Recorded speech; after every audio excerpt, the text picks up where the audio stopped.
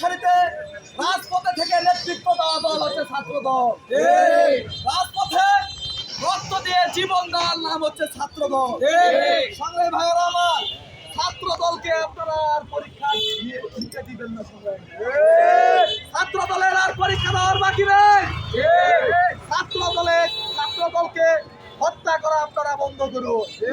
হয়তো এর পরিণাম খুবই কঠিন থেকে কঠিন হবে। সংগ্রামী ভাইয়েরা, আমরা আজকে সংগঠিত হয়ে একটি সুশৃঙ্খল ভাবে আজকে আমরা মোমবাতি প্রজ্বলনের মধ্য দিয়ে আজকে আমরা সকলকে জানান দিতে চাই, আগামী দিনে যদি এই সরকার, এই প্রশাসন এই হত্যার বিচার না করে, তাহলে আগামী দিনের কর্মসূচি কিন্তু মোমবাতি প্রজ্বলন থাকবে না।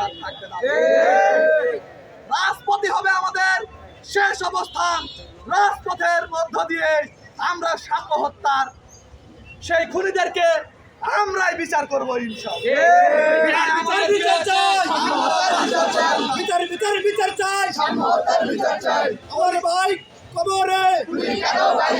পরিশেষে এই সরকার এবং প্রশাসনকে অচিরেই সাম্য হত্যার খুনিদের তারা নির্মমভাবে সাম্য ভাইকে তারা হত্যা করেছে, তাদের বিচার চেয়ে আজকের এই কর্মসূচি এখানেই সমাপ্তি ঘোষণা করছি।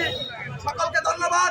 বাংলাদেশ জিন্দাবাদ, বাংলাদেশ জাতীয়তাবাদী ছাত্রদল জিন্দাবাদ।